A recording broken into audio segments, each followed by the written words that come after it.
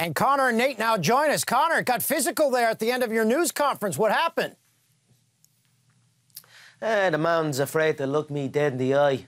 So he put a frame out in front of him and I quickly snatched it and broke his wrist. You got a scare little cheesy shot on my hand because scared I'm gonna put you to sleep with your gi on. His little shoot to the conference. Because I'm a Don, and that's what Dons do. You got put out with that thing. Your whole suit, my socks were worth more than your whole suit you had on, you little bum.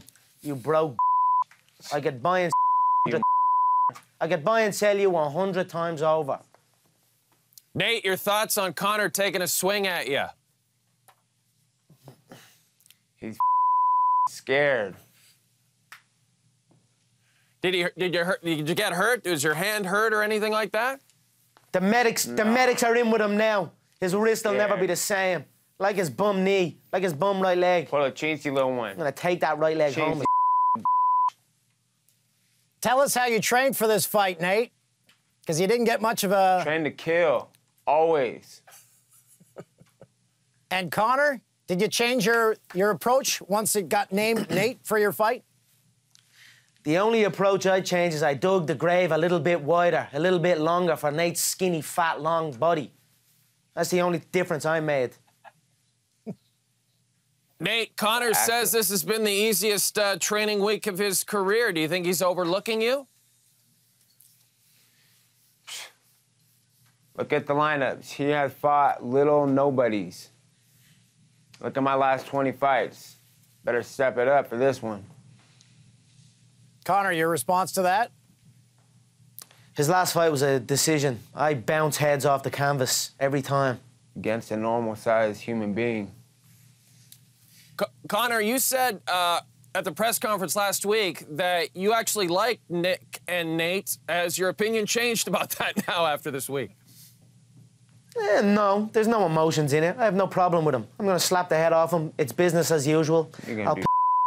I'll bury him, and you know, I'll let his gazelle team. You got to recognize because he knows what's real. He knows this is the real. See, you know that you know it's the real. It's the real. You know it's the real. You know it's the real, and you'll know Saturday night. Yeah, right. You'll know Saturday night. You'll know. Nate, Conor has gone on record by saying that he's going to win by knocking you out. What's your approach? How do you think this fight's going to go down? Yeah, we're going to see what happens to him Saturday. We'll see. Better hope. He better hope. Hope for what? Better hope he gets that knockout. Otherwise, it's going to be a up night for him. And Conor, if you don't get the knockout, is it a up night for you? If he's still conscious when he hits the mat, I will crush his hips and pass his guard and mount him and strangle him. Out by two I'll strangle him. How are you the like best? Like a boa constrictor wrapped around his long frame. A boa constrictor wrapping around the gazelle. You were submitted by lames. What was that, 2 years ago? Yeah, that was not even that long ago. That was like a week ago. Nate, we saw you flip the crowd off after the press conference. What are you hearing from the hecklers out there? Oh, they had a couple. I was just letting them know. I see them. But it's all good.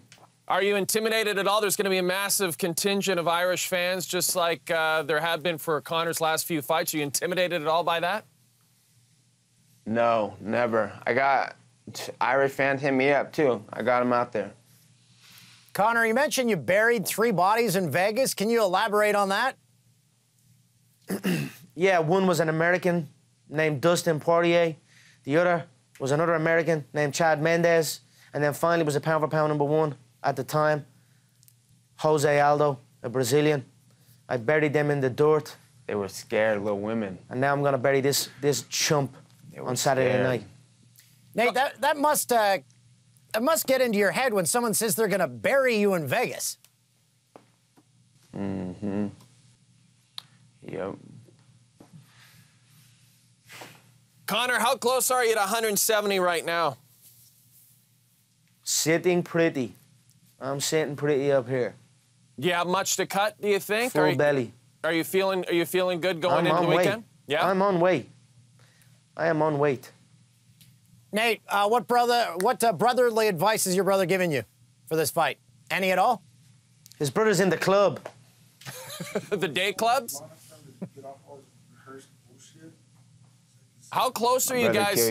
How close are you guys to each other right now? Like, could you reach out and swing at each other right now, Conor?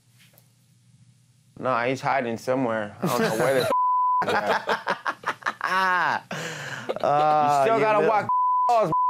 We'll see. We'll see. See, come and see what happens. Yeah, right. I told you I'll put a hole in your face. Yeah, right. You'll be breathing out of your rest of your life. Yeah, right. Parting shots for one another. Conor, let's start with you. The talking is done. We're ready to fight now. This is just bull. All this, just going back and forth.